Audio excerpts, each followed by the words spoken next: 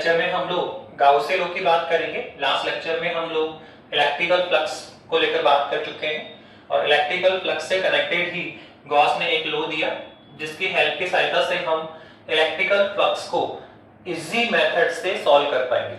ऐसे बात नहीं, इलेक्ट्रिकल फ्लक्स को हमने सॉल्व करने का मेथड में डायरेक्शन हम सीखा है। ये होता है फाई बराबर, हम कह सकते हैं सिंपल कि फाई बराबर क्या होता है E डॉट A। हम यहां से इसको सॉल्व कर पाते हैं, ठीक है। लेकिन इससे भी एक इजी इसने लॉ दिया जिसकी हेल्प से हम बहुत इजी गोइंग इसको कैलकुलेट कर पाएंगे। तो गॉस ने देखो अपने नियम में क्या कहा, गॉस ये कहना चाहता है कि सपोज करो कोई भी हमारे पास में एक क्लोज सरफेस है। सबसे पहले तो ये कंडीशन है कि गॉस लॉ उन्हीं सरफेसेस पे अप्लाइड होता है जो क्लोज्ड होते हैं। क्लोज सरफेस पे ही गॉस लॉ को अप्लाई किया जा सकता है। जो ओपन सरफेसेस हैं उन पे हम गाउस लॉ को अप्लाई नहीं कर पाएंगे। तो सपोज करो एक क्लोज सरफेस लिया और इसमें हम मान लेते हैं कि कुछ चार्जेस हैं Q1, Q2 और Q3। कुछ चार्जेस हैं जो इसके इनसाइड है।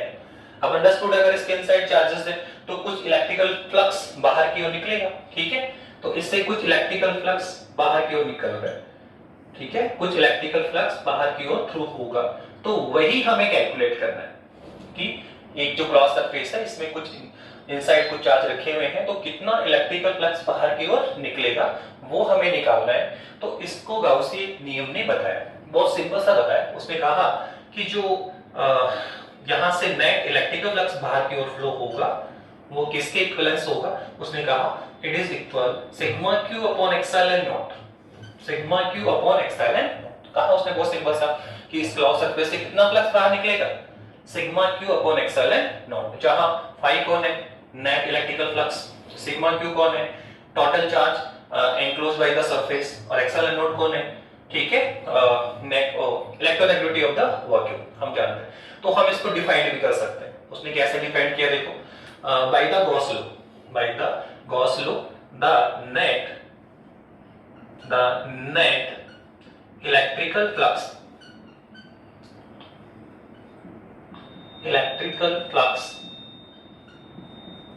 the net electrical flux by the closed surface by the closed surface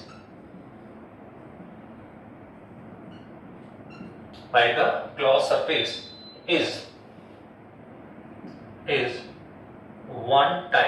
1 upon epsilon naught time the net electrical flux by the closed surface। closed surface से जो भी electric flux निकलेगा और is the 1 upon epsilon time the net charge enclosed by the closed surface, net charge enclosed by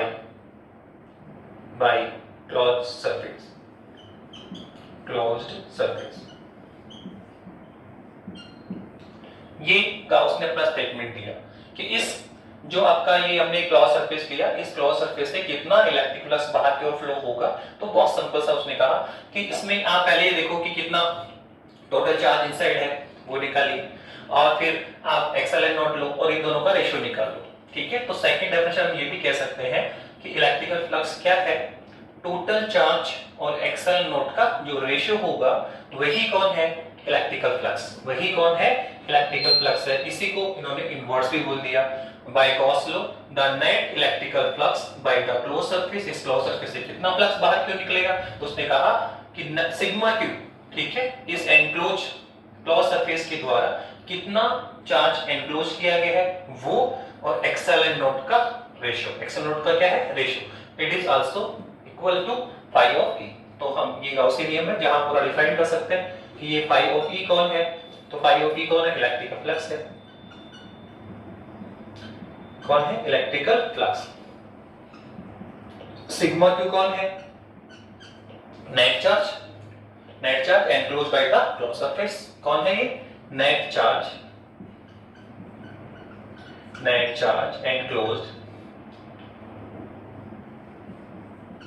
enclosed by closed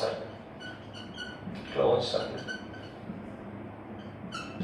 okay, या फिर हम ये भी कह सकते हैं net charge in the close surface, इसको ऐसे भी कह सकते हैं net charge inside closed surface. Okay, now last final कौन है, एक्सेल एंड नोट। तो आप ये तो बता चुके हैं हम लोग क्या होता है ये इलेक्ट्रोनेगेटिविटी ऑफ द, ठीक है, वैक्यूम, और इसकी वैल्यू भी हम जानते हैं कितनी होती है 8.85 into 10⁻²। तो गाउस ने एक हमें नियम दिया, लॉ दिया, जिसकी हेल्प से हम अब इलेक्ट्रिकल फ्लक्स का मान इजी गोइंग कैलकुलेट कर पाए। इससे पहले अगर हम बात करें तो हम फ्लक्स ऐसे निकाल लेते हैं, d की बात करेंगे तो हम बोलेंगे E डॉट dA, ठीक है, या फाई निकालेंगे तो क्या होगा E dA। फ्लक्स निकालने के लिए हमें इंटेंसिटी चाहिए, एरिया चाहिए, उसकी डायरेक्शन चाहिए, एंगल चाहिए, फिर हम कैलकुलेशन करेंगे। उसने कहा ऐसा कुछ भी नहीं चाहिए, गाउस ने कहा हमें इन सब की आवश्यकता नहीं है, हमें इलेक्ट्रिकल फील्ड की आवश्यकता नहीं है, हमें एंगल डिफाइन करने की आवश्यकता नहीं है, एरिया निकालने की आवश्यकता नहीं है, हम इन सब के अलावा इन सबको हमें बिना कोई कैलकुलेशन लिए हम डायरेक्टली केवल चार्ज से हम क्या निकाल सकते हैं, फ्लक्स, और फ्लक्स से हम क्या निकाल सकते हैं, चार्ज। तो गाउस ने जो हमें फॉर्मूला दिया उससे हम बहुत easy going electrical flux calculate कर पाते हैं। केवल उसमें हमें ये देखना पड़ेगा कि जो हमने क्लोज सरफेस ले रखा है उसने कितना चार्ज एनक्लोज किया है, अपने अंदर कितना आवेश को परिबद्ध किया हुआ है, ठीक है। अब इसको थोड़ा सा मॉडिफाई कर सकते हैं। वी नो हम क्या जानते हैं, देखिए हम जानते हैं कि ऑलरेडी हमने डिफाइन किया था कि कितना होता है 1/4 पाई एक्सेल नॉट। ऑलरेडी हम जानते हैं कि की वैल्यू कितनी होती है सर 1/4 पाई, तो यहां से किसकी वैल्यू निकालो सर 1/एक्सेल नॉट की वैल्यू निकालो, कितनी होती है सर इधर जाओ, तो 4 पाई के 4 पाई को उधर ले जाइए, तो 1/एक्सेल नॉट की वैल्यू यहां पुट करेंगे तो फाई ऑफ ई जो इलेक्ट्रिकल फ्लक्स होगा सर वो कितना होगा, वो होगा 4 पाई के और सिग्मा ऑफ क्यू। तो गाउस के लॉ को इस टर्म में भी लिखा जाता है, कई जगह आपको ये लिखा मिलेगा, कई जगह आपको ये लिखा मिलेगा, तो कुछ ने इसको हमने थोड़ा सा मैकअप किया, मॉडिफाई कर दिया है। ओके, तो ये था आपका गाउसियन लॉ जो हमने सीखा। ना सर ये गाउसियन लॉ को क्या डेवलप भी किया जा सकता है, इसको प्रूफ भी किया जा सकता है क्या, तो देखो हम इसका प्रूफ तो नहीं कर पाए, लेकिन प्रूफ तो पॉसिबल नहीं, कोई भी लॉ है उसको प्रूफ पॉसिबल नहीं होता। हम केवल इसको मैथमेटिकली देख सकते हैं कि कोई भी हम एक क्लोज सरफेस लें और उससे आउटवर्ड इलेक्ट्रिकल फ्लक्स निकालें, तो वो फिर देखें कि क्या वो गाउसियन लॉ के इक्विवेलेंसी में जाता है क्या, तो हम प्रूफ देखते हैं। तो नेक्स्ट टॉपिक है हमारा प्रूफ ऑफ गॉस लॉ। हम गॉस लॉ को मैथमेटिकली प्रूफ कर रहे हैं कि मैथमेटिकली हम किसी क्लोज सरफेस से आउटवर्ड फ्लक्स निकालेंगे और चेक करेंगे कि क्या वो गॉस लॉ के इक्विवेलेंसी में जाता है। तो आप एक एग्जांपल लें आप यहाँ पे, तो सपोज करो कि हमने यहाँ पे एक चार्ज Q ले लिया है, ठीक है। अब इससे हमें इलेक्ट्रिकल फ्लक्स निकालना है, क्या निकालना है, इलेक्ट्रिक फ्लक्स निकालना है। अब हम गाउस के नियम की बात करेंगे तो एक क्लोज सरफेस अज्यूम करना पड़ेगा, एक क्लोज सरफेस हमें क्या करना, मानना पड़ेगा। तो हमें सपोज करो हमने एक स्फेरिकल क्लोज सरफेस ले लिया, सपोज करो हमने एक स्फेयर नुमा हमने क्लोज सरफेस यूज कर लिया है, ओके, एक आप स्फेरिकल क्लोज सरफेस यूज कर लीजिए। अब हमें क्या निकालना है, जिसके सेंटर पे ये आवेश Q लाइज कर रहा है, जिसके सेंटर पे आवेश Q है। अब हमें ये निकालना है कि इस क्लोज सरफेस से, इस क्लोज स्फीयर से कितना इलेक्ट्रिकल फ्लक्स बाहर की ओर निकलेगा, इस क्लोज जो स्फीयर है, क्लोज स्फीयर है, उससे कितना इलेक्ट्रिकल फ्लक्स, कितना नेट इलेक्ट्रिकल फ्लक्स बाहर की ओर निकलेगा, वही हम निकाल के लेकर आएंगे मैथमेटिकल डेरिवेशन से। किससे निकालेंगे, मैथमेटिकल डेरिवेशन निकालेंगे, और वो लास्ट में किसके इक्विवेलेंसी में जाएगा, गॉस लॉ के इक्विवेलेंसी में जाएगा, तो गॉस लॉ प्रूफ हो जाएगा, ठीक है। तो अब निकालिए, कैसे निकालेंगे सर, इससे कितना फ्लक्स निकलेगा, तो सिंपल है, फ्लक्स कैसे निकाल सकते हैं सर, फ्लक्स तो ये है, पाई बराबर क्या होता है तो E डॉट A, ठीक है, E डॉट A। तो आपको फ्लक्स निकालने के लिए एक एरिया क्या आपको अज्यूम करना पड़ेगा, एक एरिया आपको मानना पड़ेगा। तो यहाँ पर हम इस पूरे सरफेस से निकालना चाह रहे हैं, तो एट फर्स्ट हम यहाँ पे क्या करेंगे, एक स्मॉल एरिया अज्यूम करेंगे, यहाँ एक छोटा सा एरिया हम क्या करेंगे, अज्यूम करेंगे, और सपोज करो ये एरिया हमने यूज किया कितना है डी, क्या है डी है। तो सबसे पहले हम इस स्मॉल एलिमेंट ऑफ एरिया, ये क्या है स्मॉल एलिमेंट ऑफ एरिया है, इससे कितना फ्लक्स आउटवर्ड निकलेगा वो हम पहले निकालेंगे। तो आप देखिए इससे फ्लक्स कैसे निकलेगा, तो नेचुरल है बाहर की ओर ऐसे आउटवर्ड फ्लक्स निकालना है। क्या निकालना है, आउटवर्ड फ्लक्स निकालना है। इस स्मॉल एलिमेंट डीए से कितना फ्लक्स बाहर निकलेगा वो हम निकालना चाह रहे हैं। तो कितना होगा d5, वैसे तो क्या होता है फाई होता है p डॉट a, लेकिन यहाँ पे हमने एरिया क्या लिया है, स्मॉल लिया है, तो फ्लक्स में क्या आएगा, स्मॉल क्वांटिटी के रूप में आएगा। तो हम यहाँ लिखेंगे E डॉट डी ए, क्या लिखेंगे E डॉट डी ए लिखेंगे। अगर हम इसको सॉल्व करें तो आगे क्या लिख देंगे, ये लिख देंगे E D A cos of theta. अब हम इसको सॉल्व करना चाह रहे हैं तो देखो क्या है, हमें क्या चाहिए थीटा, क्या चाहिए थीटा। थीटा क्या होता है, एंगल बिटवीन E और DA। थीटा क्या है, E और DA का इलेक्ट्रिकल फील्ड और जो एरिया वेक्टर है उसके बिटवीन का एंगल होता है। तो आप देखो यहाँ पे इलेक्ट्रिकल फील्ड कहाँ पे है, तो अंडरस्टूड प्लस क्यू चार्ज है, तो जो इलेक्ट्रिकल फील्ड होगा वो तो किधर होगा, आउटवर्ड डायरेक्शन में, बाहर की तरफ होगा। तो हम जानते हैं प्लस क्यू के कारण इलेक्ट्रिकल फील्ड किधर आता है, बाहर की ओर, माइनस क्यू कारण इलेक्ट्रिक फील्ड किधर आता है, अंदर की ओर। तो यहाँ कौन है प्लस क्यू, तो इलेक्ट्रिक फील्ड किधर जाएगा, बाहर की ओर जाएगा। तो ये हमें ए की डायरेक्शन मिल गई। अब हमें क्या देखना है, सर ये जो हमने एरिया लिया डी, सर उसकी डायरेक्शन क्या होगी, तो हम वो तो बता चुके हैं कि एरिया की जो डायरेक्शन होती है वो ऑलवेज क्या होता है, परपेंडिकुलर होता है। तो देखो आपने एरिया ये ले रखा है, ये है आपका एरिया, तो क्या एरिया ऐसे है क्या, तो इस एरिया का परपेंडिकुलर होगा इसके अपवर्ड बाहर की ओर, परपेंडिकुलर आउटवर्ड डायरेक्शन लेना पड़ेगा। तो ये हम ले चुके हैं। और किधर बताना, क्लोज सरफेस में हम डायरेक्शन किधर लेते हैं, अपवर्ड, किधर लेते हैं, perpendicular outward direction, perpendicular outward direction में लेते हैं। तो आप देखो डीए भी क्या इसी डायरेक्शन में आ गया है क्या, तो आप देखो यहाँ पर जो इलेक्ट्रिकल फील्ड है और जो एरिया एलिमेंट है क्या एक ही डायरेक्शन में है क्या, इसलिए एंगल कितना हो जाएगा, जीरो। तो हम बोलेंगे E DA और इनटू में क्या आएगा, cos 0।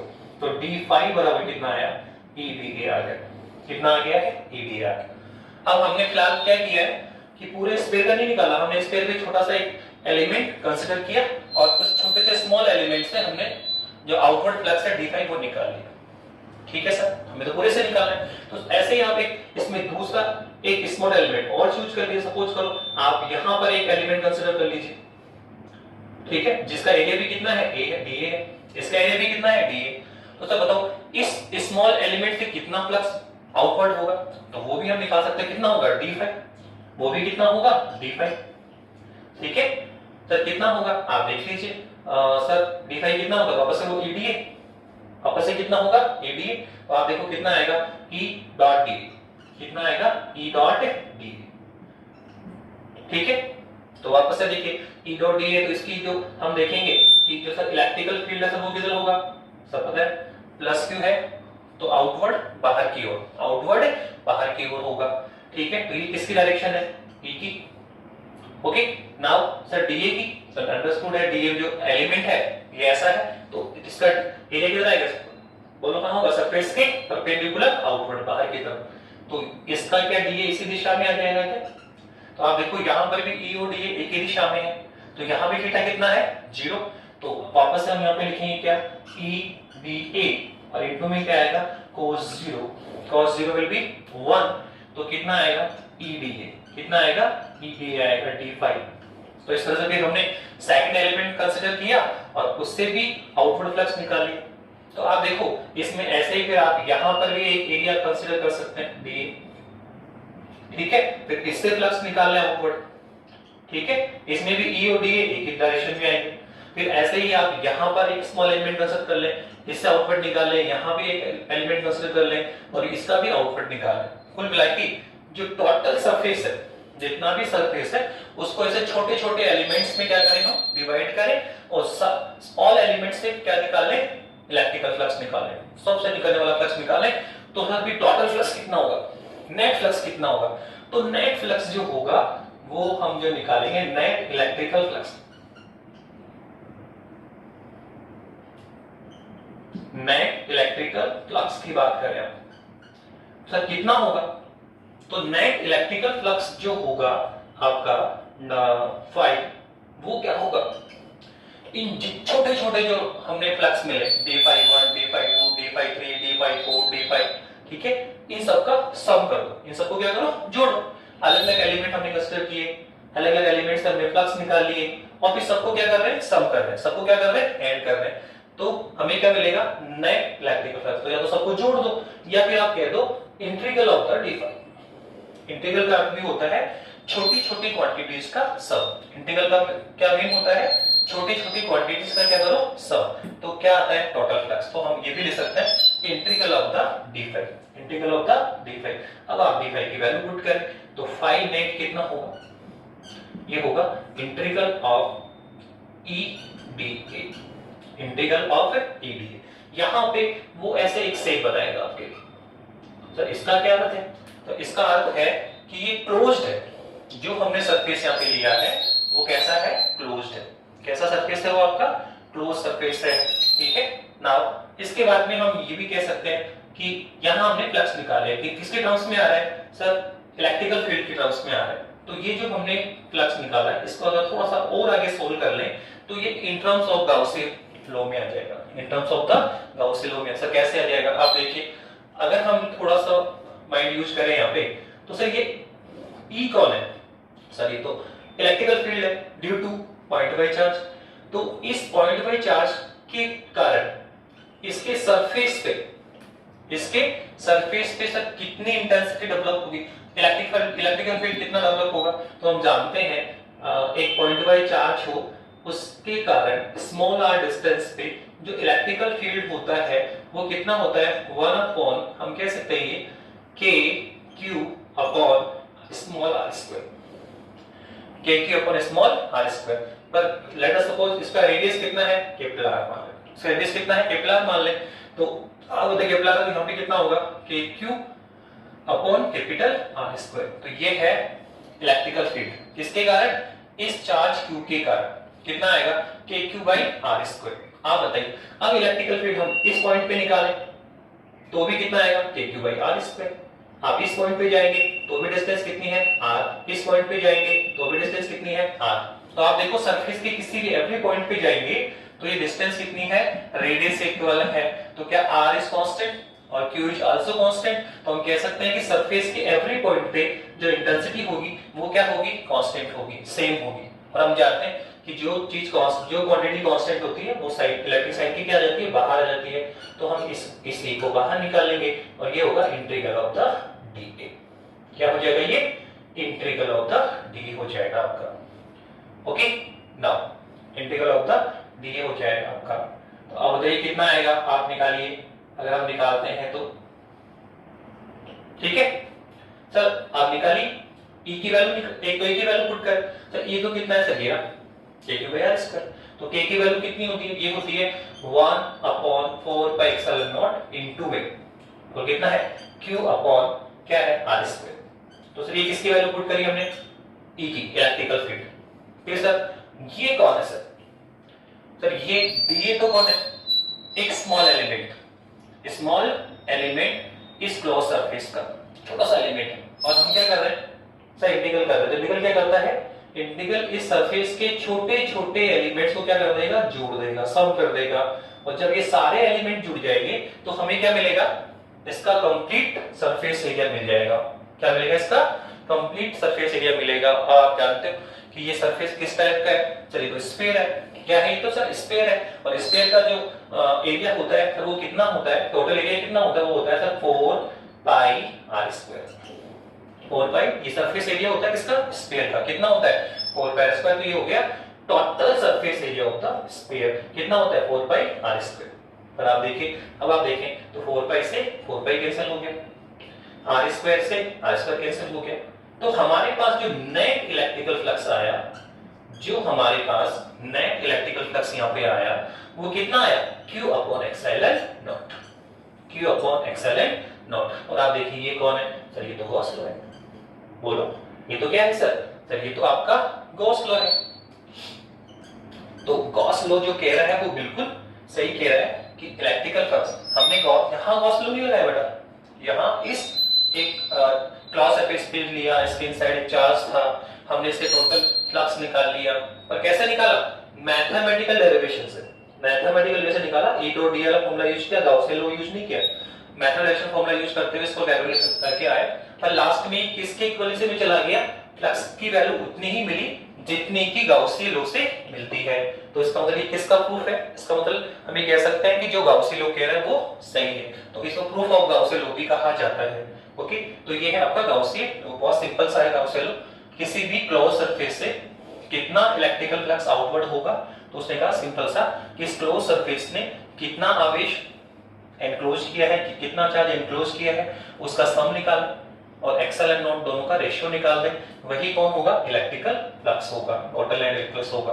ओके, इसको हम डिफाइन मॉडिफाई भी कर सकते हैं और ये फिर आपका क्या हुआ? ठीक है, यहां हमने गाउसियन लॉ का प्रूफ किया।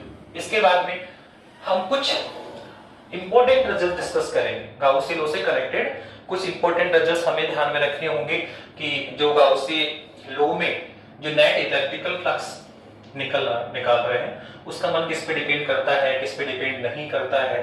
ठीक है, तो वो हम आपको बताने जा रहे हैं। नाउ देखो करिए।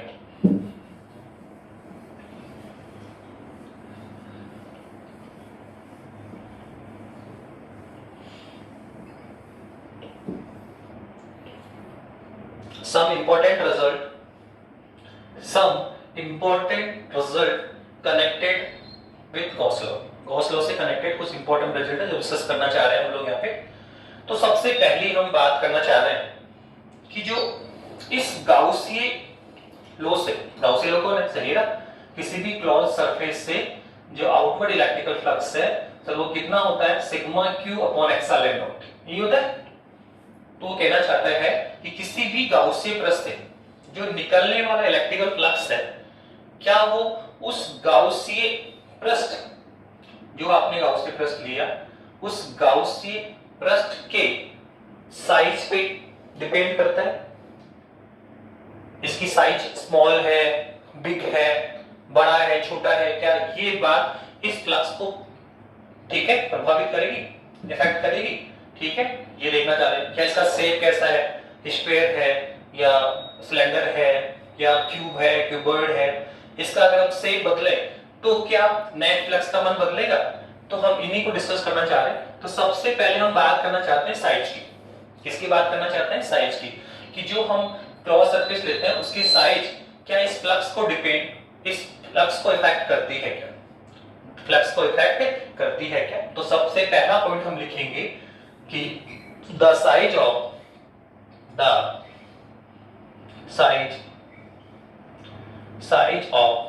closed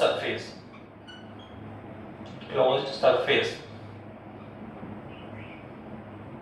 size of closed surface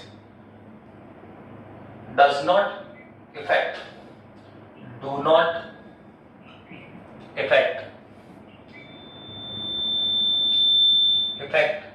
net electrical flux। Net electrical flux क्या लिखा हमने?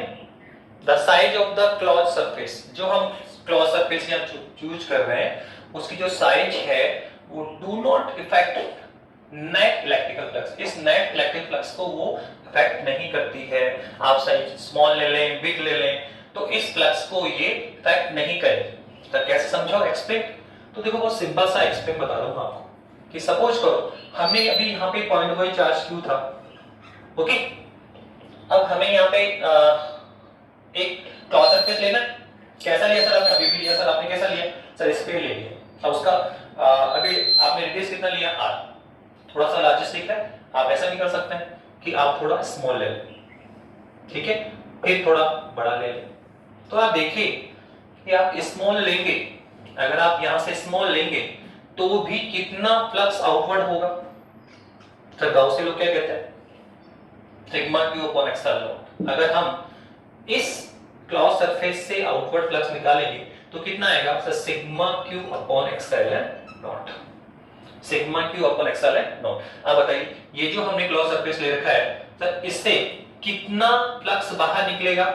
सर वो तो पता है, sigma q upon epsilon not. Sigma Q क्या होता है कि जो क्लॉज सरफेस आपने लिया उसमें कितना चार्ज कवर्ड किया, कितना चार्ज इसके इनसाइड है, कितना सिग्मा क्यू का मान कितना है, क्यू चार्ज इसके इनसाइड है, तो सिग्मा क्यू का मान कितना आएगा, क्यू आएगा, तो क्यू अपॉन एप्सिलॉन नॉट। अब मैंने सेकंड टाइम क्या किया कि जो क्लॉज पे ले रहे हैं वो थोड़ी साइज की बिग ले, साइज इंक्रीज करो, क्या करो, साइज इंक्रीज करो। अब बताइए हमने दूसरी बार इसकी साइज इंक्रीज कर दी है, तो क्या अब नेट इलेक्ट्रिकल फ्लक्स में चेंज होगा क्या?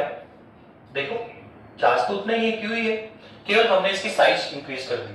अगर साइज इंक्रीज करेंगे तो क्या फ्लक्स में चेंज होगा? No sir. अभी देखिए आप वापस से हम गॉस लॉ लगाते हैं यहाँ पे, तो कितना होता है sir, sigma q upon epsilon naught, where sigma q कौन है, तो net charge enclosed by the close surface, total charge जिसको किसने, इस सरफेस ने क्या किया है, कवर्ड किया है। तो यहां पर भी कितना कर रहे हैं, कवर्ड क्यू कर रहे हैं, और यहां पर भी कितना इनसाइड आगे चार्ज है, क्यू, तो यहां इसकी वैल्यू निकालोगे तो भी कितना आएगा, क्यू अपॉन एप्सिलॉन नॉट। तो आप देख रहे हैं कि जो साइज है, size of the close sphere, size of the close, ठीक है, सरफेस, किसको अफेक्ट नहीं करता है, ठीक है, नेट इलेक्ट्रिकल फ्लक्स को अफेक्ट नहीं करता है। साइज स्मॉल है तो भी कितना फ्लक्स आउटवर्ड हो रहा है, Q upon epsilon not.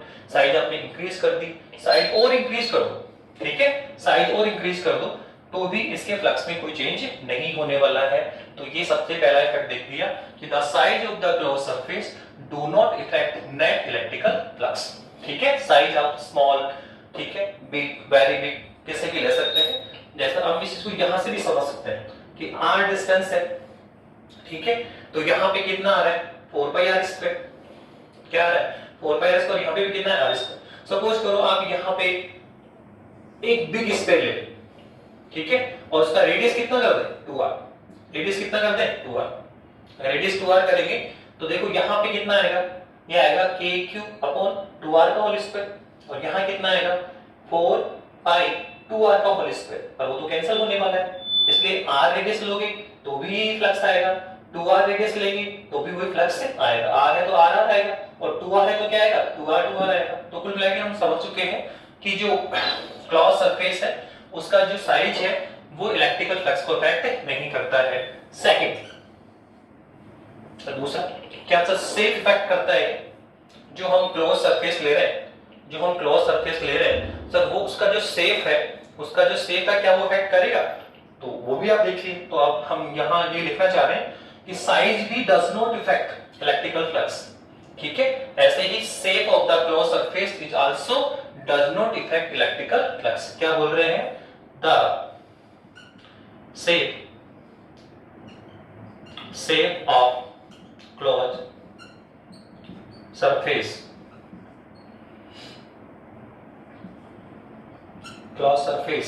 do not affect net electrical flux। Size भी इफेक्ट नहीं करेगी तो इसका शेप भी इसको अफेक्ट नहीं करता। तो शेप क्यों, देखिए आप, जैसे ये कोई चार्ज क्यूब है, अब मुझे इस पे गाउस लॉ अप्लाई करना है, तो सर एक क्लोज सरफेस लेना पड़ेगा। अब क्लोज सरफेस कैसा लें, तो क्लोज सरफेस आप स्फीयर भी ले सकते हैं, आप क्लोज सरफेस क्यू चार्ज है, क्लोज सरफेस में आप सिलेंडर भी ले सकते हैं, क्या ले सकते हैं, सिलेंडर भी ले सकते हैं। आप बताइए क्या ले सकते हैं, सिलेंडर भी ले सकते हैं। तो क्लोज सरफेस में आप स्फीयर भी ले सकते हैं, सिलेंडर भी ले सकते हैं, क्यूब भी ले सकते हैं। आप यहाँ क्यूब बना, कौन बना कर, आप शेप बदलते जाइए। अगर आप शेप बदल रहे हैं तो सर क्या चेंजेस होगा, आप देखो यहां लो लगाइए, लाओ से लगाइए, क्या होगा सर, कितना होता है sir, sigma q upon epsilon not, sigma q upon epsilon not. बस हमें केवल ये देखना होगा सर सिग्मा क्यू क्या है, कि जो हमने क्लोज सरफेस ले रखा है, चाहे वो स्फीयर टाइप का ले लिया, चाहे वो सिलेंडर ले लिया, चाहे वो क्यूब ले लिया, बस हमें तो केवल ये देखना है कि इस क्लोज सरफेस के अंदर कितना चार्ज है। तो बताइए यहाँ पे कितना चार्ज है, क्यू, तो सिग्मा क्यू का मान कितना आया, क्यू, तो यहाँ फ्लक्स कितना आएगा, क्यू अपॉन एप्सिलॉन नॉट। यहाँ पे निकालिए, तो यहाँ क्या होगा सर, वही सिग्मा क्यू एप्सिलॉन नॉट होता है। सिग्मा क्यू क्या है, टोटल कवर्ड चार्ज कितना है सर, यहाँ पर भी क्यू चार्ज ही कवर हुआ, तो क्यू अपॉन एप्सिलॉन नॉट, और यहाँ पर भी कितना आएगा, क्यू अपॉन एप्सिलॉन नॉट। तो यहाँ से भी है हमें इंपॉर्टेंट रिजल्ट समझ में आया कि गाउस लॉ में जो नेट इलेक्ट्रिकल फ्लक्स है वो जो हम क्लॉज सरफेस यूज कर रहे हैं उसकी साइज पे भी डिपेंड नहीं करता, ठीक है, और उसका शेप पे भी डिपेंड नहीं करता। मतलब शेप और साइज दोनों ही इलेक्ट्रिकल फ्लक्स को प्रभावित नहीं करती है, अफेक्ट नहीं करती है। तो देखो इस सेकंड से हम लोग क्या एक इंपॉर्टेंट वजह बताने जा रहे हैं कि हमने कहा सर आप जो क्लोज सरफेस ले रहे हैं ना उसकी साइज कैसी भी ले सकते हैं, स्क्वायर भी ले सकते हो, सिलेंडर भी ले सकते हो, क्यूब भी ले सकते हो, क्यूबॉइड भी ले सकते हो। तो हम जो क्लोज सरफेस है उसकी साइज, उसका जो शेप है वो कैसा भी ले सकते हैं। इसलिए हम जब भी क्लोज सरफेस को हम चूज करेंगे तो हम उसका शेप इस टाइप का लेंगे जिससे हमें काम करने में सुविधा हो, कंफर्टेबल, हम इजी गोइंग कैलकुलेशन कर पाए, हम इजी गोइंग काम कर पाए। हम कोई ऐसा शेप नहीं चूज करेंगे, हम कोई ऐसा शेप चूज नहीं करेंगे जिसका एरिया हम नहीं जानते, जिसका एरिया हम जानते ही नहीं। जैसे इसका एरिया कितना होता है 4πr², तो इसका एरिया भी निकाल सकते हैं, ठीक है, इसका एरिया भी निकाला जा सकता है। तो हम ऐसे शेप ही लेंगे जिनका एरिया हम जानते हैं या उनका एरिया कैलकुलेट किया जा सकता है, क्योंकि शेप फ्लक्स को इफेक्ट नहीं करता। शेप आप अपनी इच्छा से कुछ भी चूज कर सकते हैं। इसके बाद में आगे चलिए तो और इंपॉर्टेंट चीजें क्या है, ठीक है। तो आपने दो इंपॉर्टेंट चीज बता दी सर कि जो नेट इलेक्ट्रिकल फ्लक्स है वो इस जो क्लोज सरफेस आप चूज कर रहे हैं, इस क्लोज सरफेस को हम गाउसियन सरफेस भी कह सकते हैं, गाउसियन सरफेस भी कह सकते हैं। ये जो क्लोज सरफेस हम ले रहे हैं यहाँ पे, इसको हम क्या बोल सकते हैं, गाउसियन सरफेस भी बोल सकते हैं, क्योंकि हम गाउसियन लॉ की बात कर रहे हैं। किसकी बात कर रहे हैं, गाउसियन लॉ की बात कर रहे हैं। तो जो भी क्लोज सरफेस हम चूज करेंगे उसको गाउसियन सरफेस भी बोला जा सकता है। तो हमने कहा कि सर एक तो जो फ्लक्स है साइज पे भी डिपेंड नहीं करेगा, शेप पे भी डिपेंड नहीं करेगा, और सर किस पे डिपेंड नहीं करेगा, और कोई भी ऐसा है जिस पे डिपेंड नहीं करेगा या किस पे डिपेंड करेगा। तो देखो थर्ड पॉइंट में हम बताना चाह रहे हैं कि जो नेट इलेक्ट्रिकल फ्लक्स है वो किस पे डिपेंड करता है, नेट इलेक्ट्रिकल फ्लक्स है वो किस पे डिपेंड करता है। तो हम बोलेंगे net electrical flux, net electrical flux only depend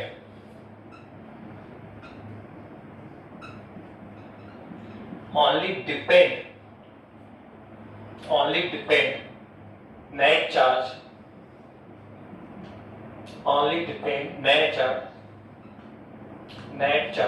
which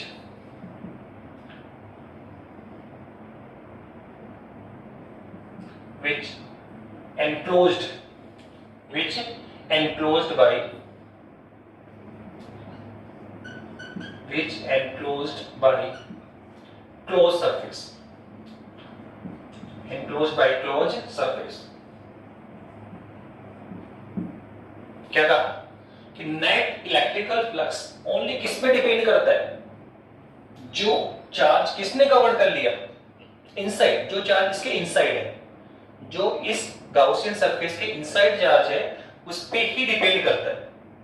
उसके आउटवर्ड कोई चार्ज है तो उस पे डिपेंड नहीं करता है। फॉर एग्जांपल बताओ आपको कि जैसे यहां पे हमने एक चार्ज है Q1, Q2 और Q3, ठीक है। फर्स्ट टाइम हमने जो सरफेस लिया वो ऐसा ले लिया, सेकंड टाइम हमने जो सरफेस लिया वो कुछ ऐसा ले लिया। अब देखिए दोनों में क्या चेंज किया हमने कि एक बार हमने तीनों चार्ज को कवर कर लिया, ठीक है, कवर किया, एनक्लोज किया, और सेकंड टाइम हमने केवल दो चार्ज को ही हमने क्या किया, एनक्लोज किया, एक चार्ज को आउटसाइड छोड़ दिया। तो कहना चाहता है कि जो इससे नेट इलेक्ट्रिकल फ्लक्स है वो केवल और केवल जो इनसाइड चार्ज होता है उसी के कारण होता है, जो आउटसाइड चार्ज है उसको हम कैलकुलेट नहीं करते हैं। अगर हम क्या निकालें टोटल चार्ज तो क्या आएगा Q1 + Q2 + Q3, तो यहाँ पे जो अगर फ्लक्स निकालेंगे, यहाँ पे जो फ्लक्स निकलेगा वो कितना आएगा सर, सिग्मा Q/ε0।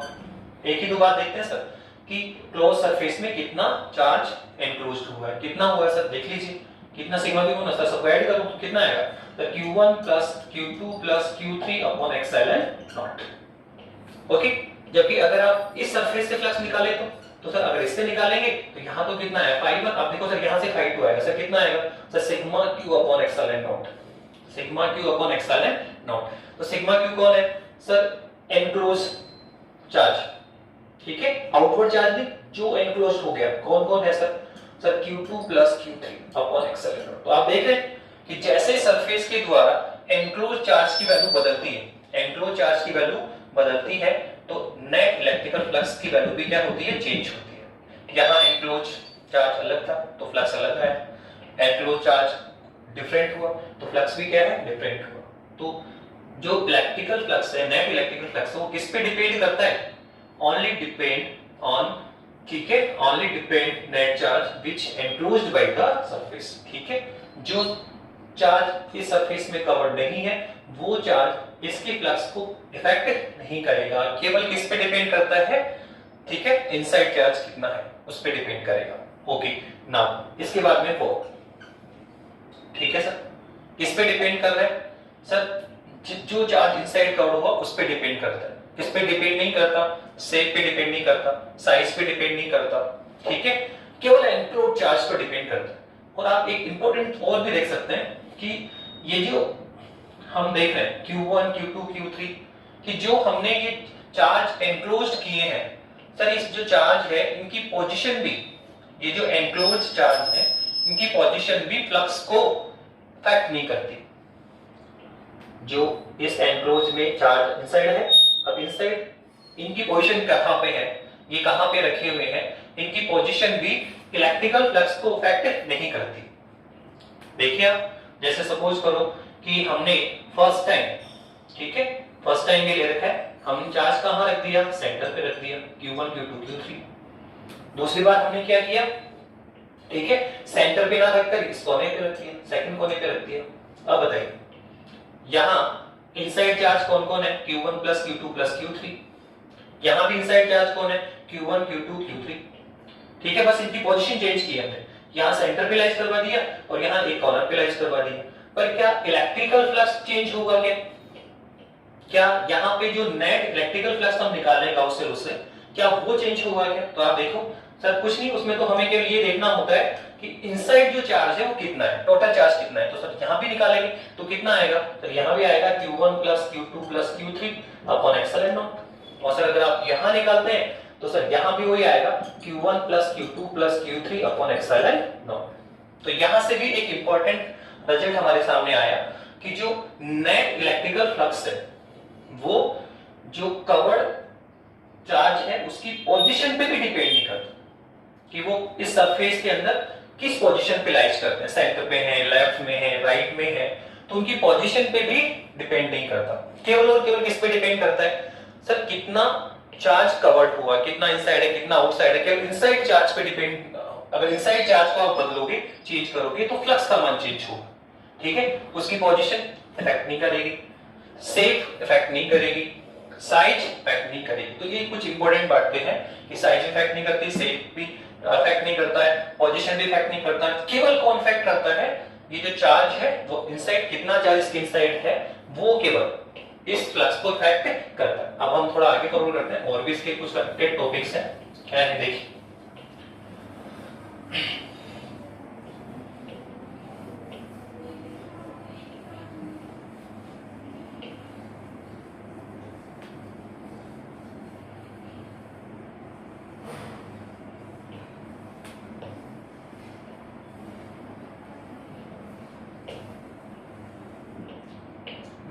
नाउ अब उसमें दो तीन बातें और बताइए, सिंपल है, छोटी छोटी बातें बताइए उसमें। एक उसने बताया कि जो गाउसियन लॉ है वो एवरी फील्ड पे अप्लाई नहीं हो सकता। गाउसियन लॉ एवरी फील्ड पे अप्लाई नहीं हो सकता। उसने कहा ऐसे फील्ड जो स्क्वायर, ठीक है, स्क्वायर इनवर्स लॉ को फॉलो करते हैं, ऐसे फील्ड जो किसको फॉलो करते हैं?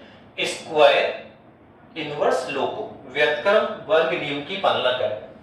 ऐसे फील्ड जो कि स्क्वायर इनवर्स लॉ को फॉलो करते हैं या व्युत्क्रम वर्ग नियम की पालना करते हैं, उन्हीं फील्ड्स पर, उन्हीं क्षेत्रों पर गाउसियन लॉ अप्लाई किया जा सकता है। फॉर एग्जांपल कि इलेक्ट्रिकल फील्ड की बात करिए सर, क्या इलेक्ट्रिकल फील्ड पे गाउसियन लॉ अप्लाई कर सकते हैं? तो आप देखो इलेक्ट्रिकल फील्ड की वैल्यू लिखे तो कितना होता है सर? k3/r² होता है। कितना होता है sir? k3 by small r, k3 by capital R²। तो आप देखो कि यहां पर जो इलेक्ट्रिकल फील्ड है सर वो क्या है सर, वो 1/r²। सर डिस्टेंस के क्या है, स्क्वायर के इनवर्स लो है। तो ये जो इलेक्ट्रिकल फील्ड है वो स्क्वायर इनवर्स लो को फॉलो करता है। और ऐसे फील्ड जो स्क्वायर इनवर्स लो को फॉलो करते हैं, व्युत्क्रम वर्ग नियम को फॉलो करते हैं, उन्हीं पे हम लोग गाउसियन लॉ अप्लाइड कर सकते हैं। फॉर एग्जांपल अगर हम विभव को लें, पोटेंशियल को लें, तो पोटेंशियल में क्या देखा आपने सर, k⁻r। तो सर यहां देखो v directly proportional to 1/r। तो सर ये स्क्वायर इनवर्स लॉ की फॉलो नहीं करता। जो पोटेंशियल फील्ड है वो स्क्वायर इनवर्स लॉ को फॉलो नहीं करता। तो पोटेंशियल फील्ड पे गाउसियन लॉ अप्लाइड नहीं हो सकता। केवल ऐसे फील्ड जो इनवर्स स्क्वायर लॉ को फॉलो करते हैं उन्हीं पे हम लोग गाउसियन लॉ अप्लाई कर सकते हैं। तो इलेक्ट्रिकल फील्ड पे अप्लाई कर पाएंगे। ओके, इसके बाद में सर ये 5th था, 6 करीबन 9-10 क्वांटिटी है जो हमें ध्यान रखनी पड़ेगी। सर 6 में क्या बताना चाह रहा है, इसके बाद उसने बताया, ठीक है, यहां से इसके बाद में वो आगे फोन कर रहा है और कह रहा है कि ऐसी कौन सी कंडीशन सर, ऐसी कौन सी कंडीशंस है जब गाउसियन जो सरफेस है, गाउसियन सरफेस है या जो क्लोज सरफेस है सर, उनसे electrical field outward electrical field 0 होगा। ऐसे कौन कौन से हैं तो देख सकते हैं सर। देखो एक तो ये है सर, गाउसियन सरफेस कोई चार्ज कवर नहीं करे।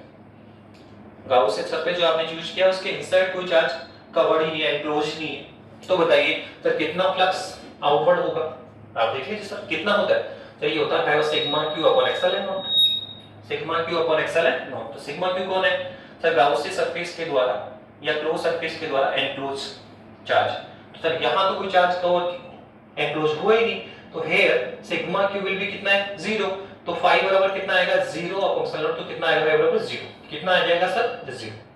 तो अगर क्लोज सरफेस कोई चार्ज एनक्लोज नहीं करता है, क्लोज सरफेस के अंदर कोई चार्ज नहीं है, तो नेट फ्लक्स कितना होता है 0। ये फर्स्ट है। सेकंड ये हो सकता है सर कि जितना उसके अंदर पॉजिटिव चार्ज है उतना ही उसके अंदर क्या हो, नेगेटिव चार्ज। किसी भी जो गाउसियन सरफेसेस है उसमें जितना पॉजिटिव चार्ज हो उतना ही उसमें क्या हो, नेगेटिव चार्ज हो। तो अब बताइए अब यहाँ पे नेट फ्लक्स कितना होगा, तो सर वही होगा sigma q upon epsilon not. पर आप अगर इस सरफेस के लिए सिग्मा क्यू निकाले तो कितना आएगा सर, सिग्मा क्यू है टोटल चार्ज, इसमें जो इनसाइड कंटेंट चार्ज उसको टोटल सब निकालो, सब निकाले कितना आएगा, तो ये आएगा +5e प्लस -5e।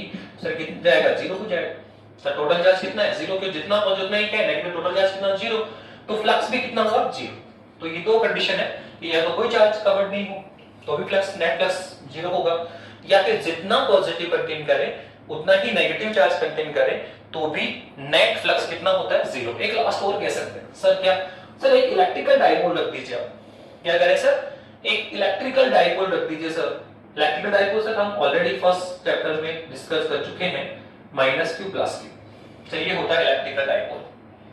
तो अगर कोई इलेक्ट्रिकल डायपोल रख दें तो इससे sir flux net electric flux कितना होगा, तो आप देखो यहां पर भी 0 होगा। क्यों, क्योंकि सर इलेक्ट्रिकल जो डायपोल होता है उसके एक सिरे पे जितना पॉजिटिव होता है उसके सेकंड सिरे पर उतना ही नेगेटिव होता है। तो यहां पर भी टोटल चार्ज कितना होगा 0, और टोटल चार्ज 0 तो फ्लक्स भी कितना होगा 0। तो ये कुछ शॉर्ट क्वेश्चन है जो आपसे डिस्कस किए जा सकते हैं कि एक इलेक्ट्रिकल डायपोल है तो फ्लक्स कितना होगा 0। अगर दो इलेक्ट्रिकल डायपोल रख दे तो दो रखेंगे तो भी कोई इफेक्ट नहीं आएगा, सब भी टोटल पॉजिटिव नेगेटिव बराबर तो टोटल 0। वो एक इलेक्ट्रिकल डायपोल रख दो, 2 रख दो, 3 रख दो, ठीक है, कोई इफेक्ट नहीं आएगा, टोटल फ्लक्स कितना आएगा 0 आएगा। तो ये भी आपको ध्यान रखना चाहिए। ओके 7 ये था कुछ इंपॉर्टेंट बातें गाउस से कनेक्टेड। अब यहां हम एक दो पॉइंट और बताने जा रहे हैं कि हमें कहां पे गाउस नियम लगाना है और कहां पे गाउस नियम नहीं लगाना है। क्यों सर, क्या गाउस नियम हर जगह अप्लाई नहीं कर सकते हैं, कुछ पर्टिकुलर विशेष कंडीशन में अप्लाई करना पड़ेगा? नहीं, ऐसा नहीं। Gauss law always applicable, Gauss law always हर क्वेश्चंस में अप्लाई कर सकते हैं, एप्लीकेबल है, पर यूजफुल नहीं है। क्यों सर यूजफुल क्यों नहीं है, आप अप्लाई तो कर सकते हो पर उसको लेकर जब हम कैलकुलेशन करने जाएंगे तो उसकी कैलकुलेशन इतनी लार्जेस्ट हो जाएगी कि हम उसको सॉल्व ही नहीं कर पाएंगे, हम उसको कैलकुलेट नहीं कर पाएंगे, हम इजी को प्रॉब्लम को सॉल्व नहीं कर पाएंगे। तो हमें गाउस लॉ अप्लाई करने से पहले सोचना है, समझना है कि क्या हम यहाँ गाउस नियम लगा तो रहे हैं, क्या रिजल्ट तक पहुंच जाएंगे, क्या सॉल्यूशन निकाल पाएंगे, क्या गाउस लॉ हमारे लिए यूजफुल बनेगा क्या? तो फिर हमें पहले ही आपको कुछ पॉइंट्स ध्यान में रखने होंगे कि ऐसी कौन कौन सी कंडीशन है जहां पर गाउस लॉ यूजफुल होता है, जहां हम गाउस लॉ यूज करके रिजल्ट तक पहुंच सकते हैं। ठीक है, तो सर ऐसी कौन सी बातें ध्यान रखनी है? तो उसने 2-3 पॉइंट बताए। नंबर 1, फर्स्ट पॉइंट तो क्या है, उसने कहा कि जो आप चार्ज लेते हैं, ठीक है, कोई भी चार्ज ले लिया, इसको क्लोज करने के लिए, जैसे हम क्या करना चाह रहे हैं, क्लोज करने के लिए आपको क्या एक क्लोज सरफेस लो। तो जो क्लोज सरफेस हम ले रहे हैं, तो क्लोज सरफेस इस चार्ज के सिमेट्रिक होना चाहिए। क्या होना चाहिए? सिमेट्रिक होना चाहिए। कोई भी हम ले रहे हैं चार्ज है, तो सर हमने इस पे लिया, सर इसके देखो इसके अपोजिट क्या है, सिमेट्रिक है। ठीक है, ऐसे आप चार्ज ले लो, सर क्या लिया, सिलेंडर लिया सर, तो ये जो हम इस पे ले रहे हैं, तो इस चार्ज की क्या है, सिमेट्रिकल होना चाहिए। जो क्लोज सरफेस हम लें, जो गाउसियन सरफेस लें, वो इसके सिमेट्रिक होना चाहिए। क्या होना चाहिए? सिमेट्रिक होना चाहिए। जैसे इसके सेंटर पे रखा है, तो आधा भाग ऊपर आधा भाग नीचे। ठीक है, ये चार्ज क्यों है, इसके मिड में है, आधा भाग ऊपर आधा भाग नीचे, तो सिमेट्रिक है। क्या है ये? सिमेट्रिकल होना चाहिए। जो भी क्लोज सरफेस ले, वो इस चार्ज की क्या होना चाहिए, सिमेट्रिक होना चाहिए। First point. और एक नेक्स्ट पॉइंट ये बोलना चाहता है कि जो इलेक्ट्रिकल फील्ड है ड्यू टू चार्ज, इस चार्ज के कारण जो इलेक्ट्रिकल फील्ड इस सरफेस पे आएगा, इस गाउसियन जो सरफेस है, उसके एवरी सरफेस पे, गाउसियन सरफेस है, उसके जो सरफेस है, जैसे माना ये गाउसियन सरफेस है आपका, ठीक है, गाउसियन ले लिया आपने सरफेस। अब इसमें देखो आप प्लेन चुनो, तो सर ये पहला प्लेन है, सर ये दूसरा प्लेन है, सर एक कौन है, सर कर्व्ड प्लेन है। तो कितने प्लेन उसमें, 1 2 और 3। तो कहना चाहता है कि जो जैसे यहाँ तो एक ही प्लेन बन रहा है, कर्व्ड सरफेस है, एक ही प्लेन है। ठीक है, तो कहना चाहता है कि गाउसियन लॉ उसी कंडीशन में अप्लाई किया जा सकता है जिसमें कि ये जो जितने भी इस गाउसियन जो सरफेस आपने जो चुना है, क्रॉस सरफेस ने चुना है, इसके जितने भी प्लेन है, जैसे इस प्लेन पे इंटेंसिटी का मान क्या होना चाहिए, कांस्टेंट। इस प्लेन पे इंटेंसिटी मान क्या होना चाहिए, कांस्टेंट। एक कर्व सरफेस है, उसके एवरी पॉइंट पे इंटेंसिटी क्या होनी चाहिए, सेम होनी चाहिए, इक्वल होनी चाहिए। क्या होनी चाहिए? सेम होनी चाहिए, इक्वल होनी चाहिए। मतलब यहाँ पे अगर इसकी वैल्यू कितनी है, 2, तो यहाँ भी 2, यहाँ भी 2, यहाँ भी 2, यहाँ भी 2, यहाँ भी 2। ठीक है, यहाँ 2 है तो यहाँ भी 2, यहाँ भी 2, यहाँ भी 2। मतलब कुल मिला के जो सरफेस है, उस पे जो इंटेंसिटी है, उस पे जो क्या है, इंटेंसिटी है, वो क्या होनी चाहिए, इक्वल या सेम होनी चाहिए। ऐसे नहीं यहाँ पे 2 है, यहाँ पे 4 हो गया, यहाँ पे 5 हो गया, तो उस केस में हम गाउसियन लॉ अप्लाई नहीं कर सकते हैं। अप्लाई तो कर दो, पर हम कैलकुलेट नहीं कर पाएंगे, इजी गोइंग हम रास्ते तक नहीं पहुंच पाएंगे, हम फंस जाएंगे बीच में। ठीक है, तो 2-3 चीजें ध्यान रखनी है। एक तो जो हम सरफेस चूज कर रहे हैं, वो चार्ज के क्या होना चाहिए, सिमेट्रिकल होना चाहिए। दूसरा कि जो इंटेंसिटी है, वो सरफेस के अलग-अलग फेस पे क्या होनी चाहिए, कांस्टेंट या सेम होनी चाहिए। एक चीज और कि आप देखो कि हम जब फ्लक्स कैलकुलेट करें तो यार E डॉट dA आता है, फिर लिखते हैं E dA cos of theta, देखते हैं ना, E dot dA cos theta. तो हमें थीटा की वैल्यू की जरूरत पड़ती है, हमें थीटा की वैल्यू की जब नीड होगी हमें कि थीटा हम कहां से लेकर आए। तो ये भी एक इंपॉर्टेंट पार्ट है जो आपको ध्यान रखना है कि गाउसियन लॉ आपको कब अप्लाई करना है, जब गाउसियन सरफेस के जितने भी फेस है, जैसे ये एक फेस है, ये एक फेस है, ये एक फेस है, तो इस पूरे फेस के लिए थीटा मान लेते हैं सपोज कितना है, 0। तो यहाँ पर भी 0, यहाँ पर भी 0, यहाँ पर भी 0, यहाँ पर भी 0, यहाँ पे 0 हो सकता है। इसके लिए कितना हो, 90। तो इसके एवरी पॉइंट पे क्या होना चाहिए, 90 90 90। इसके एवरी पॉइंट पे क्या होना चाहिए, 90 90 होना चाहिए। ऑल फेसेस के लिए, ऑल प्लेन के लिए, ऑल इस प्लेन के लिए 0 है, इस प्लेन के लिए 0 है, इस प्लेन के लिए 90 है। तो किसी प्लेन के एवरी पॉइंट पर जो एंगल है उसका मान क्या होना चाहिए, सेम होना चाहिए, कांस्टेंट होना चाहिए। वैसे तो देखना ऑलमोस्ट हमें 2 ही एंगल मिलेंगे, थीटा विल बी 0 और थीटा विल बी 90। तो ये कुछ इंपॉर्टेंट बातें हैं जो आपको ध्यान में रखनी है कि गाउसियन लॉ से हमने बता दिया, बहुत सिंपल सा बताया। एक ब्रीफ करें तो हम लोग कि गाउसियन फ्लक्स लॉ क्या है, सिग्मा क्यू मैक्सिमम नोट, ये पहला बताया कि साइज पे डिपेंड नहीं करता फ्लक्स का मान। दूसरा शेप पे भी डिपेंड नहीं करता। तीसरा, ठीक है, जो कवर्ड चार्ज है उसकी पोजीशन पे डिपेंड नहीं करता, केवल एनक्लोज चार्ज, कितना चार्ज एनक्लोज हुआ उस पे डिपेंड करता है। साइज पे डिपेंड नहीं करेगा, शेप पे डिपेंड नहीं करेगा, इनकी पोजीशन पे डिपेंड नहीं करेगा, केवल किस पे डिपेंड करेगा, कितना चार्ज इनसाइड है। इसके बाद में हमें ये ध्यान रखना है कि उन्हीं फील्ड्स पे अप्लाई करो जो इनवर्स ना स्क्वायर इनवर्स लॉ को फॉलो करते हैं, ठीक है। और इसकी बताई दी आपको कि कब अप्लाइड करना सुन कब अप्लाइड किया जा सकता है, जब आपको लगे कि जो हमने क्लॉज सरफेस लिया वो कैसा है, सिमेट्रिक हो, दूसरा इंटेंसिटी का मान क्या हो, एवरी पॉइंट पे कांस्टेंट हो, थर्ड ये जो एंगल है थीटा उसका ऑल सरफेसेस के लिए क्या वैल्यू होनी चाहिए, सेम होनी चाहिए, क्या होनी चाहिए, सेम। अगर आप इन सारी कंडीशंस को थोड़ा सा माइंड में रखेंगे और फिर गाउस लॉ को अप्लाई करेंगे तो इजी गोइंग हम उसको यूज कर पाएंगे, आसानी से हम रिजल्ट तक पहुंच पाएंगे। और ये कंडीशन अगर आप थोड़ा इग्नोर करेंगे तो आप अप्लाई तो कर देंगे पर आपको रिजल्ट तक पहुंचने में दिक्कत होगी, आपकी कैलकुलेशन टिपिकल हो जाएगी। ओके, नाउ अब हम गाउस लॉ से कनेक्टेड कुछ प्रॉब्लम डिस्कस करेंगे। गाउस लॉ से हम प्रॉब्लम डिस्कस करेंगे, तो आप वन बाय वन लीजिए।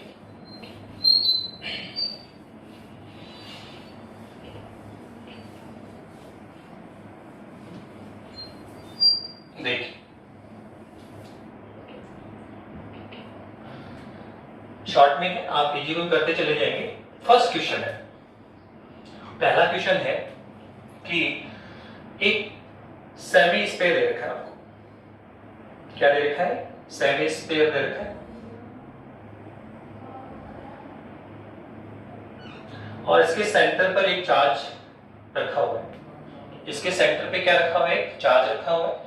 और क्वेश्चन आपका ये है find electrical flux due to charge Q from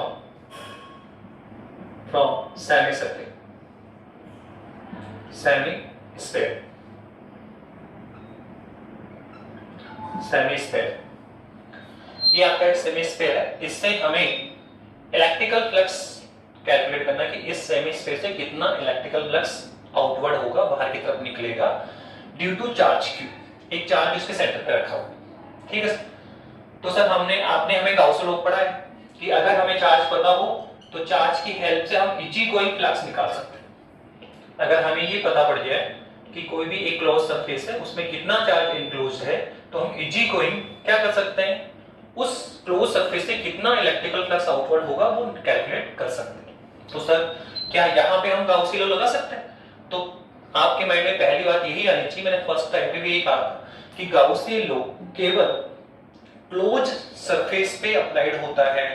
आप देखो यहाँ जो हमें दे रखा है वो क्या है, सेमी स्फीयर, क्लोज तो नहीं है सर, आधा भाग कटा हुआ है, आधा है आधा भाग कटा हुआ है। तो सर जब तक आप इसको क्लोज नहीं करेंगे तब तक हम इसमें गाउस लॉ अप्लाई नहीं कर सकते। तो सर अगर गाउस लॉ इसको कंप्लीट करो तो देखो इसको मैंने क्लोज करने के लिए क्या किया, इसके ऊपर, ठीक है, इस स्फीयर को पूरा कर लीजिए। चलिए हमने इसके ऊपर आधा स्फीयर और चूज कर लिया, तो आप देखो ये कंप्लीट स्फीयर बन गया, क्या एक क्लोज स्फीयर हो गया, क्या हो गया, ये क्लोज स्फीयर हो गया। अब इस क्लोज स्फीयर से हम क्या निकाल सकते हैं, फ्लक्स निकाल सकते हैं। इस क्लोज स्फीयर से हम इजी गोइंग फ्लक्स निकाल पाएंगे। तो कैसे निकाल सकते हैं, देख लो आप, तो इजी हो गया। गाउस लॉ क्या कहता है, sigma q upon epsilon naught, sigma q upon epsilon not. किसी भी गाउसियन सरफेस से, किसी भी क्लोज सरफेस से कितना फ्लक्स, नेट फ्लक्स निकलेगा सर, उसके द्वारा नेट एनक्लोज नेट चार्ज और एक्सएल नॉट का रेशियो।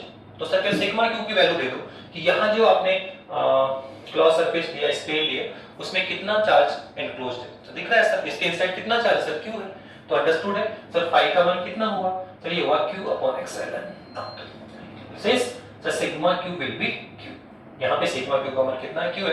तो देखो हमने ये पूरा निकाल लिया, क्या नेट फ्लक्स निकाल लिया, क्या निकाला, ये नेट फ्लक्स निकाला, पर नेट फ्लक्स आ तो गया आपका, ये नेट फ्लक्स है फ्रॉम स्फीयर, क्या है ये, फ्रॉम स्फीयर है बेटा, ठीक है, पूरे स्फीयर से निकल रहा है, पूरे स्फीयर से निकल रहा है। जबकि हमें कितना चाहिए सर, हमें तो सेमी स्फीयर से चाहिए, हमें तो आधा स्फीयर से चाहिए। तो आप देखो इसको हम सिमेट्रिक से समझ सकते हैं, जैसे यहाँ पे टोटल चार्ज कितना बन रहा है, Q upon epsilon not, total charge. ये वैसे भी आप ध्यान रख लीजिए कि अगर किसी भी बॉडी के अंदर Q चार्ज है तो इस Q चार्ज के द्वारा कितना फ्लक्स, टोटल कितना फ्लक्स आउटवर्ड होगा, तो ये आप माइंड में रख लीजिए, Q अपॉन एक्सएल नॉट। कोई भी चार्ज Q है वो कितना फ्लक्स आउटवर्ड करेगा, Q अपॉन एक्सएलएन नॉट। ये टोटल फ्लक्स है जो इसको आउटवर्ड बाहर की तरफ फ्लो करेगा। अब बाइसिमेट्रिक देखें तो सर टोटल कितना फ्लक्स है, Q upon pi not XL not. तो अब ये क्या करेगा सर, इसको डिवाइड करेगा। क्या सर, इसका आधा भाग ऊपर से निकल जाएगा और सर आधा भाग इसके नीचे से निकल जाएगा। सिमेट्रिकली डिवाइड करेगा, ठीक है, बराबर डिवाइड करेगा। आधा भाग ऊपर से निकल गया, आधा भाग नीचे से निकल गया। तो इसके सेमी सर्कल से केवल कितना आएगा, इसका आधा भाग ही आएगा। पूरे सर्कल से तो पूरा आ रहा है और हमें किससे निकालना होता, सेमी सर्कल से। तो सेमी से कितना निकलेगा, ऊपर वाले आधे भाग से आधा निकल गया, तो नीचे वाले से कितना निकलेगा, आधा निकलेगा। तो सेमी सर्कल नेट चार्ज जो होगा, नेट फ्लक्स जो होगा आपका, net flux from semi circle, semi space और सेमी स्पेस कितना आएगा सर, कुछ नहीं, इसका हाफ कर दे तो Q अपॉन 2xln। तो ये फर्स्ट क्वेश्चन हमने कर भी लिया, बहुत इजी सर। सेमी स्पेस दे रखा था, उसको हमने केवल क्या किया है, उसको पूरा क्रॉस सरफेस बना लिया है ना। फिर पूरे से कितना आएगा Q अपॉन, और हमें चाहिए आधे से, तो फ्लक्स भी कितना हो जाएगा, आधा आधा ऊपर से आधा नीचे से निकल गया।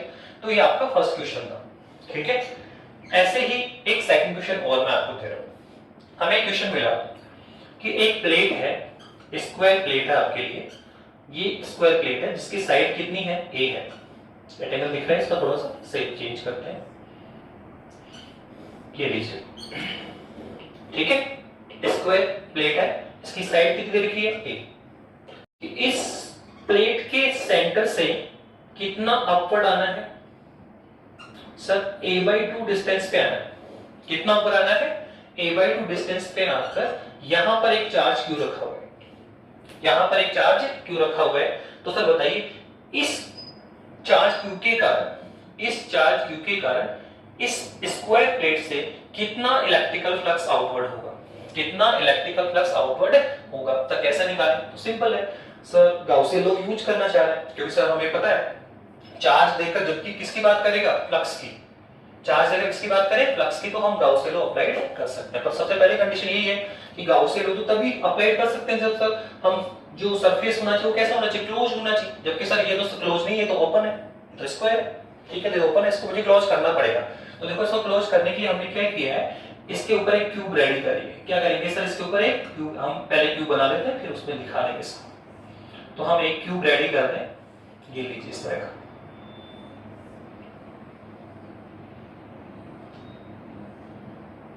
ओके, ये है आपका क्यूब। अब आप देखो इस क्यूब में अगर सोचे हम लोग तो ये नीचे वाली जो प्लेट है वो ये बन रही है। देखो ये है आपका, ये वाली जो प्लेन बन रहा है आपका, तो वो एक प्लेट हो सकता है जिसके सेंटर से कितनी दूरी पर बताओ सर, a/2 डिस्टेंस पे उसने क्या किया, एक चार्ज ले रखा है। तो आप बताओ, ये अगर a/2 डिस्टेंस पे चार्ज आएगा तो कहां पे आएगा सर, इस क्यूब के सेंटर पे, जो पूरी लेंथ तो कितनी है इसकी 1, और a/2 इसके किस पे आ गया, सेंटर पे आ गया। तो आप बताइए अब एक क्या है, ये क्यूब हो गया हमारे पास में, क्या है, क्लोज सरफेस है, इसके सेंटर पे क्या रखा हुआ है, एक चार्ज Q रखा हुआ है। तो इससे कितना फ्लक्स निकलेगा, इस पूरे क्यूब से, phi of cube, net flux किससे निकलेगा सर, क्यूब से निकालिए पहले आप, किससे निकालिए, क्यूब से। सर कैसे निकालेंगे सर, गाउस लॉ, सिंपल है, sigma Q upon epsilon naught, sigma Q upon epsilon not. तो सर इससे निकालिए क्या आएगा सर, अगर sigma Q upon epsilon not लगाते हैं तो आप देखिए सर सिग्मा Q क्या होता है, तो फाई ऑफ क्यूब कितना आएगा सर, सिग्मा Q देखो कितना आवेश कंटेन किया इसने, कितना आवेश ने एनक्लोज किया सर, इसके इनसाइड आवेश देखो सर Q ही है, तो सिग्मा Q का मान कितना है, Q है। तो सर यहाँ पे कितना आएगा, Q upon epsilon not, Q upon epsilon not. तो हमने पूरे क्यूब का निकाल लिया, हमने क्या किया, पूरे क्यूब का निकाल लिया। बस सर क्वेश्चन तो पूरे क्यूब का नहीं था, जैसे यहाँ पे पूरे क्वेश्चन, पूरे स्क्वायर का क्वेश्चन नहीं था, आधे का ही था। तो पहले हमने किसका निकाला, पूरे का निकाला।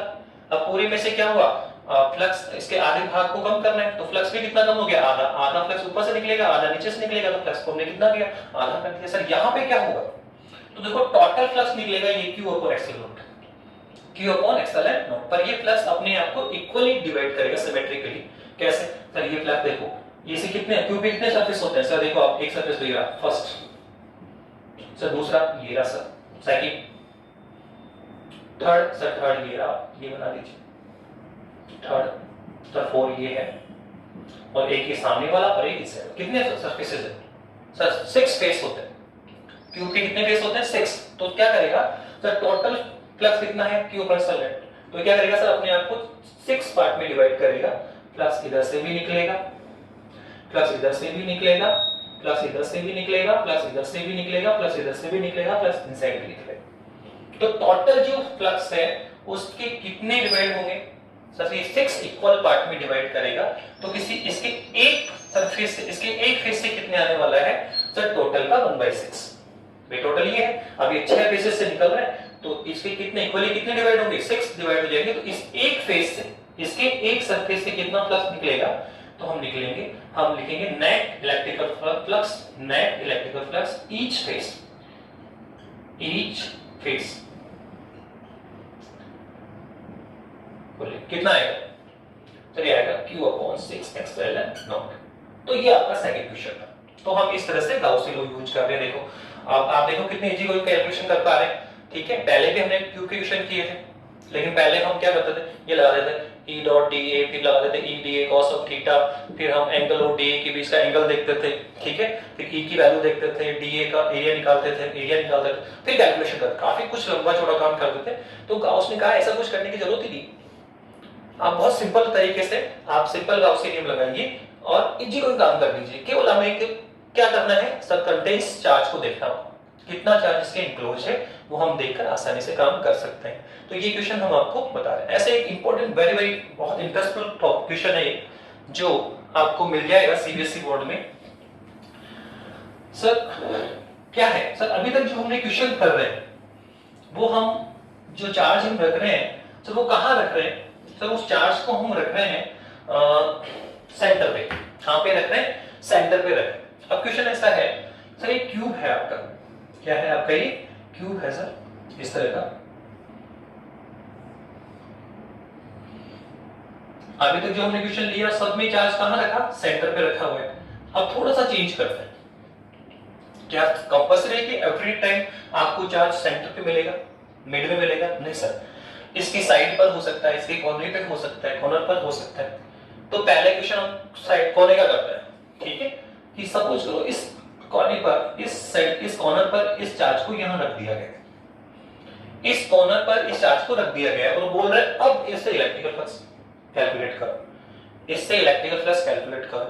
तो सर कैसे निकालें, तो देखो इससे इलेक्ट्रिकल फ्लक्स अगर कैलकुलेट करना है तो वापस नियम पे आना पड़ेगा। सर फ्लक्स क्या होता है, सर फ्लक्स तो ये रहा sigma Q over epsilon. Sir Gauss's law लगाइए, लगी कब लगा सकते हैं, जब हम इसको क्लोज कर लें, इस आवेश Q को चारों ओर से क्लोज कर लें, मुझे इसको क्लोज ढकना पड़ेगा, कवर करना पड़ेगा। तो सर इस कॉर्नर को मुझे कवर करना है, और आप जानते हैं कि किसी भी एक कॉर्नर को कवर करने के लिए हमें क्या करना पड़ेगा, हमें इस तरह के 8 क्यूब लेने पड़ेंगे। एक तो है 7 और लेने पड़ेंगे, कितने 8 क्यूब लगाने पड़ेंगे इस कॉर्नर के साथ मिलाते हुए। अगर आप 8 क्यूब और इमेज करेंगे आसपास, तो फिर ये जो सेंटर है, ये जो कॉर्नर है, ये जो आवेश Q है वो कवर हो जाएगा, ओपन नहीं रहेगा, चारों तरफ से ढक जाएगा। अब मैं बताऊं, देखो आपको सपोज कीजिए ये आपकी दो, ठीक है, हम ले सकते हैं इस तरह से कि जैसे सपोज कीजिए ये है आपका, ठीक है, यहां से ये आप क्यूबोर्ड मान लीजिए, तो इसके इस सेंटर पे क्या है, इस कॉर्नर पे क्या है, चार्ज है। अब मुझे इस सेंटर को मुझे ढकना है, तो क्या करना पड़ेगा सर, देखो सर पहले तो आप अगर बात करें तो फर्स्ट तो आप ऐसे ही बोले क्या है, ठीक है, फर्स्ट टाइम आप इस तरह से ले लेंगे। तो आप देखो जैसे आप लेंगे तो क्या देख रहे हैं सर, इस तरफ से कॉर्नर कवर हो रहा है, ओके। इसके बाद में सर क्या करना पड़ेगा सर, इसके बाद में भी अभी देखो ऊपर से दिख रहा है, तो इसके ऊपर भी हमें क्या रखनी पड़ेगी सर, इसके ऊपर भी आपको एक रखना पड़ेगा, एक क्यूब इसके ऊपर आएगा, ठीक है।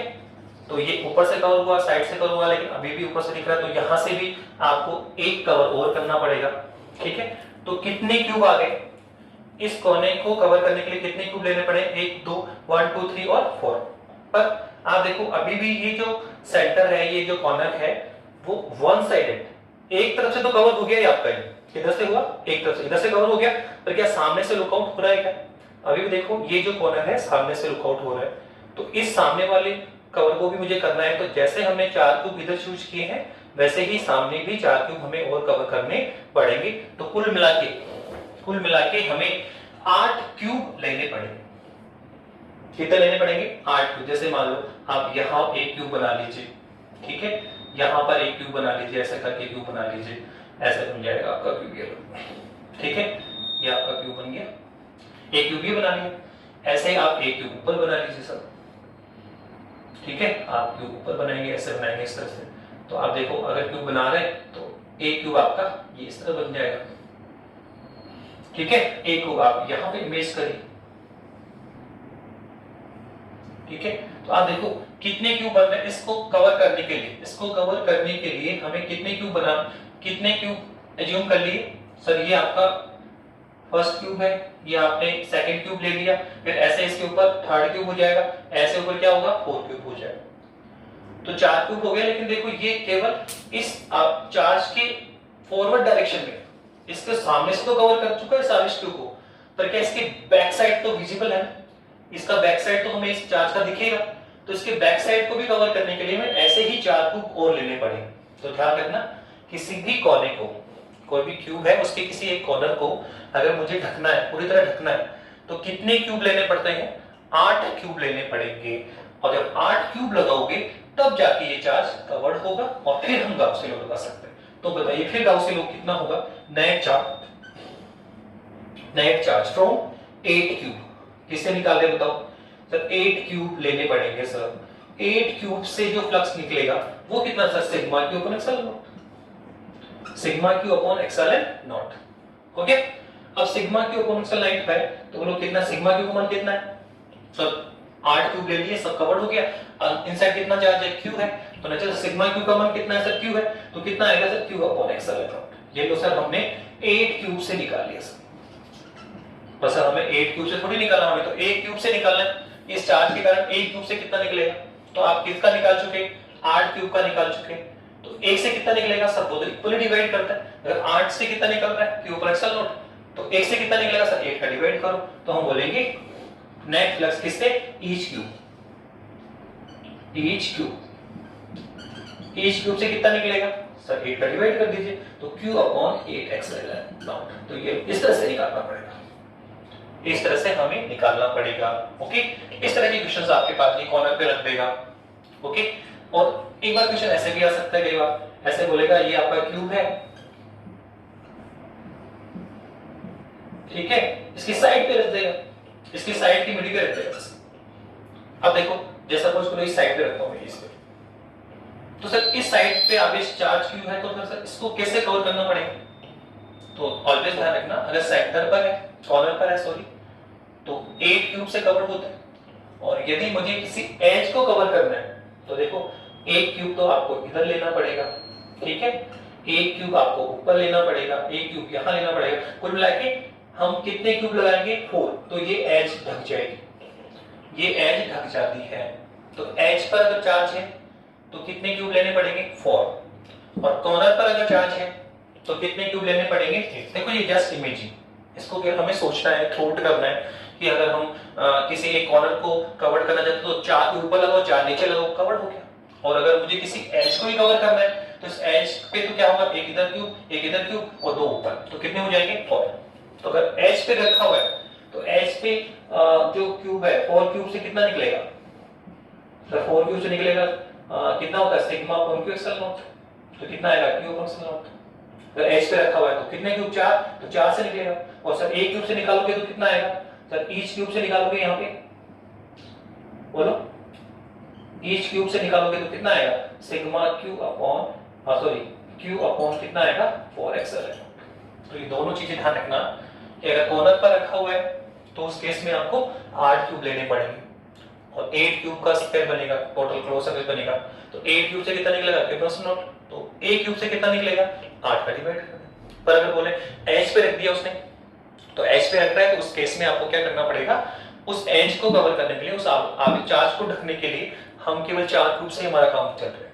तो ये कुछ इंपॉर्टेंट क्वेश्चंस थे जो गाउसियन लॉ से कनेक्टेड है। या हम बिना एरिया, बिना इंटेंसिटी देखे, बिना इलेक्ट्रिकल फील्ड कैलकुलेट किए, बिना एंगल कैलकुलेट किए इजी कोई काम कर पा रहे हैं। पर इसकी कुछ बता दिया आपको कि कुछ आपको इंपॉर्टेंट बातें गाउसियन लॉ की जो ध्यान रखनी पड़ेगी कि कहां ये अप्लाइड तो सब जगह है पर ऑल वेयर यूजफुल नहीं है। तो जहां यूजफुल बन सकता है वहां पर ही हमें इसको यूज करना है। ओके, नेक्स्ट टॉपिक में हम बात करेंगे, ठीक है, application of the Gaussian law. Gauss law के एप्लीकेशन। Okay, thank you.